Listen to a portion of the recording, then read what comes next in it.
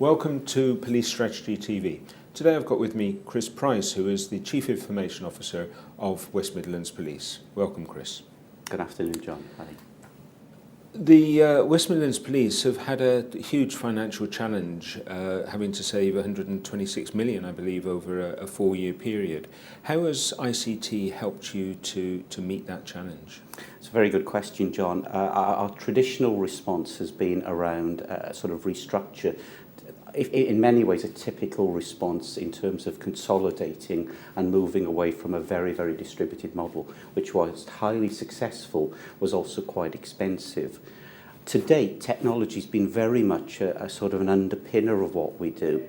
And in actual fact, since I've landed in the last 18 months, what we're now trying to do is take it on that next level and become far more of a sort of a change agent and ultimately moving towards business transformation. And indeed, the presentation I'm giving here today is about some of the work that we're aiming to do with the private sector around business transformation.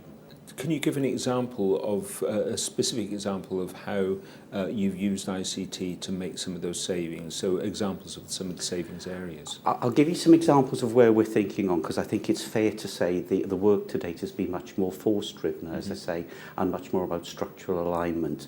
We're probably one of the few forces in the country that haven't really used mobile technology to any great extent. We obviously have airwave in terms of voice communications and some limited data. What we're doing at the moment is particularly looking at business areas where we can identify both cashable and non-cashable savings by using more consumer-based or commodity-type technologies rather than perhaps the more sort of proprietary devices you saw of a few years ago. So we're not really looking at doing widespread technology enablement across the force. But as one of the colleagues said earlier on today, an electronic notebook of some sort would be particularly useful to some of our people on the streets, particularly in the neighbourhood policing area and the response units. Not to mention perhaps more specialised area like forensics. One of my commanders recently said to me, it feels like an awful lot of our staff are on string, Chris. What do you mean? He said, well, they sort of go out from the station, they come back, they go out, they come back. Feels like they're on an elastic band and I have to pull them back. And when you actually understand the reason they come back, it's to update systems. So people, typically officers, are out on the street, they end up filling in a form, and then at the end of shift having to come back and effectively type that form into not just one, but frequently several systems. So those are the areas in particular we're looking at technology enablement as a short-term efficiency gain. So basically, the officers will fill in a form online via the internet on perhaps a consumer tablet device or a smartphone. That data gets transferred through to the station and they can stay out doing their sort of duties in the community. That's pretty much bang on. You know, the tablet is an interesting one.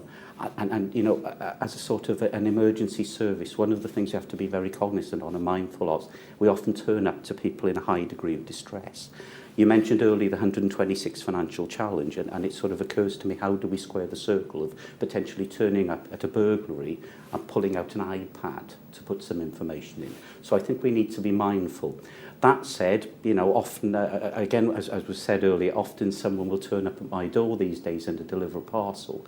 I don't sign a bit of paper anymore. I sign an electronic piece of a device. They give me a chitty, they go away. You know, with a police service, surely we can go on to sort of bigger and better things like that. I think the other that also sort of occurs to me is the form filling side. Since I've been here, one of the things that strikes me quite interestingly, or I'm very interested in, is the fact that an awful lot of the information we already have. So when an officer goes out, typically to a response, we know an awful lot about the location, perhaps the victim, maybe even the offender. So why then do we turn up actually as though we know very little or next to nothing? Why can't we pre-populate the information and then perhaps validate it with the victim, if you like, in the sort of the comfort of their own home, if you'd rather than saying, here's almost a blank sheet of electronic paper, now fill it all in. I think the other areas we're quite keen on doing, witness statements are quite interesting to me because they seem to keep an awful lot of rich information, which means you almost have to read through the witness statement to get the MO or get the sort of the actual nub of what the problem actually is. Again, there may be better ways of structuring that, so and when we do searching or when we look for that sort of information, try and pull sequence of events together, we can do it in a more sophisticated way and frankly easier than just on sort of written or freehand text. Chris Price, thank you very much for your time. Thank you, John.